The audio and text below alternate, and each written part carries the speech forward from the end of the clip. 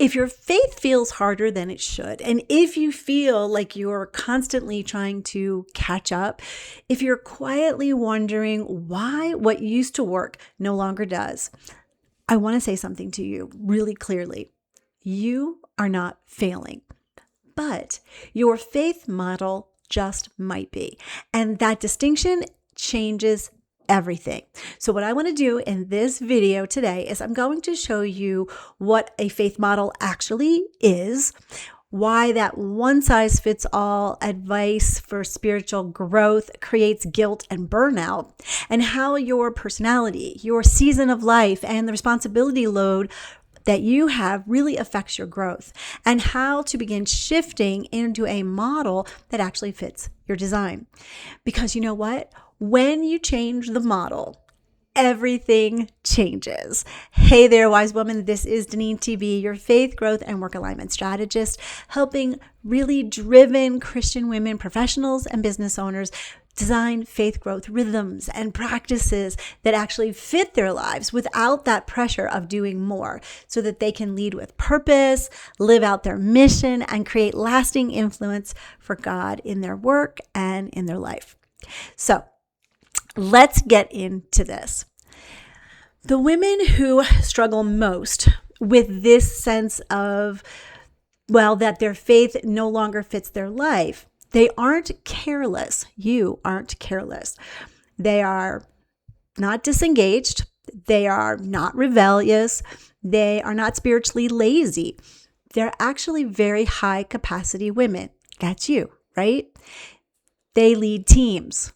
They run businesses, they carry families, they manage decisions all day long, and they care deeply about God, which is why when their faith feels flat, if your faith feels flat, if it feels mechanical, heavy, you're probably assuming that the problem is you, because those women think it's them as well. But most of the time, I can tell you, it isn't. So when I say faith model, I mean the structure you were handed down of how spiritual growth is, quote unquote, supposed to look or supposed to work. You know the format, right? Have your quiet time, have a Bible study system. You're serving all the expectations that people have of you, the unspoken standard that you're comparing yourself to, and the rhythm that was presented as mature Christianity. Most of us actually inherited that model, and very few of us ever stop to ask, does this actually fit how I am wired? Does this fit the season of life that I'm in? Does this account for the weight that I carry now, which is inevitably different than before? Because if it doesn't fit, forcing yourself to do it won't make it fruitful. Here's what happens when your faith model really doesn't match your design. You start to feel very unseen. You feel like you're always behind. You feel very inconsistent. You feel guilty, and you're trying harder and harder. But the harder that you try, the heavier it actually feels.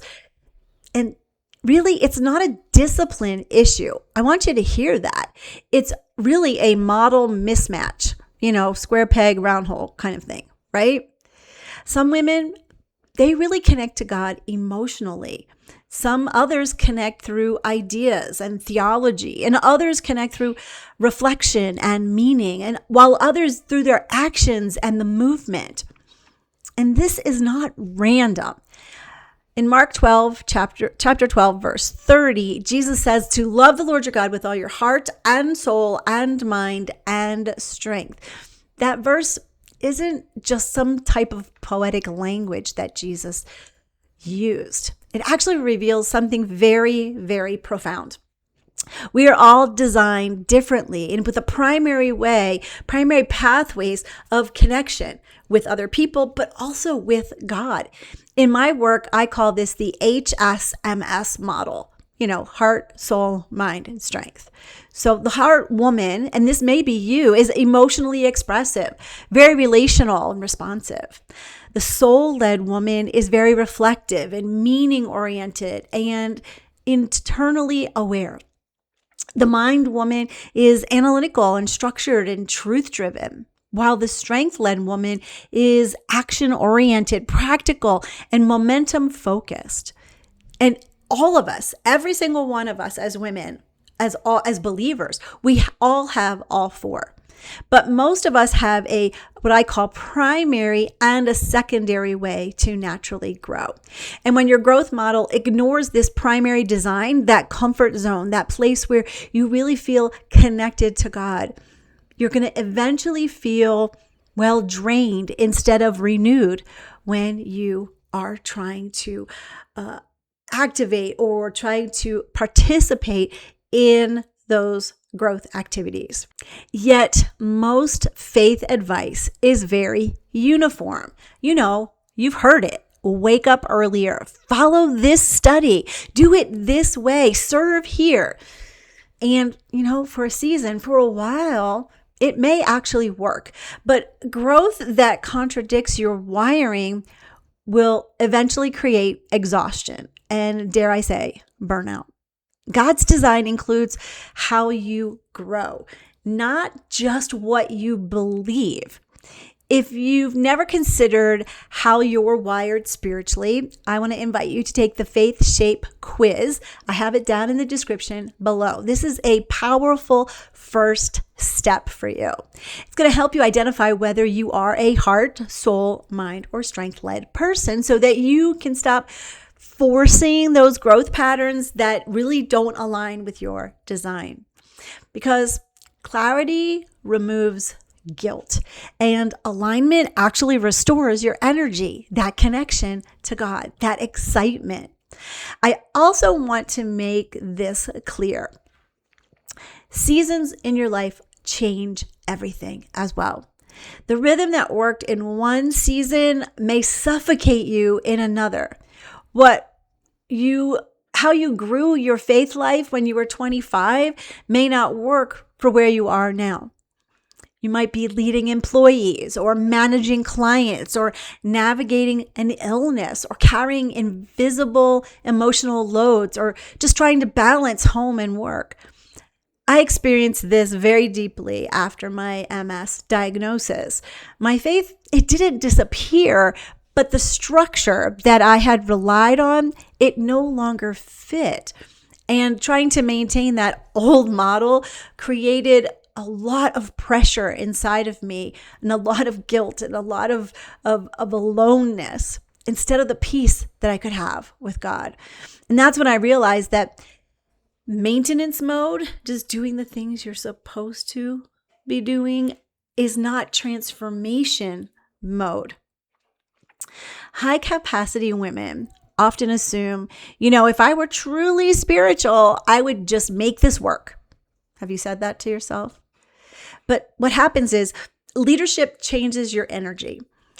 Decision fatigue, that is real. Mental load that you're carrying, that is real. The responsibilities that you're carrying, they are real. And God sees all of that. You are not less faithful because your life is full. Your growth model simply has to account for your reality. The problem, it isn't scripture. The problem isn't church. The problem isn't discipline. The problem is assuming that one growth model fits every personality, every season of life, every responsibility load. Uniformity works for systems, but it does not work for souls. When faith becomes that one size fits all, high capacity women feel invisible inside of it. And eventually, faith becomes maintained instead of lived. Spiritual growth is not supposed to feel like this constant catch-up game. And when it does, it's usually a sign you're operating inside a model that does not match your design, does not connect. When the model shifts, this is what happens. Guilt decreases. Peace increases. Momentum returns and faith integrates into real life instead of competing with it. That's what I call design-based faith. Not abandoning discipline, not abandoning scripture, not abandoning depth, but aligning your growth rhythm with how God has actually wired you. And when that alignment happens, something subtle yet powerful shifts inside of you. What happens? You stop striving, you stop comparing, you stop assuming that you're the one behind, and you begin to grow from clarity instead of that pressure. Because here's the truth. If your faith has felt heavy lately, and if you've been trying harder but feeling less connected to Him, and if you've quietly wondered what's wrong with you, nothing may be wrong at all. You may simply be trying to grow inside a model that no longer fits. And when the model changes, as I said, everything changes. So, in my next workshop, I am going to help you identify which faith model you've been operating from and what a design-aligned growth path really looks like instead. So if you've been thinking, there has got to be a better way, then this workshop is for you. You're going to be able to see that down in the description as well. And if you're ready to stop blaming yourself and start evaluating your growth model, let's talk. A clarity call isn't about more advice. It's about really diagnosing what is not fitting and identifying what would. Personal clarity changes everything. So I'd love to have a conversation with you. That's also in the description. You know, all this starts with understanding how you are wired. So let me ask you, where has your faith felt the heaviest lately? And could that heaviness be pointing to a model mismatch instead of personal failure? Think about it. I'd love to hear your thoughts. This is Deneen TB. Have a great rest of your day. And as always, be filled to overflowing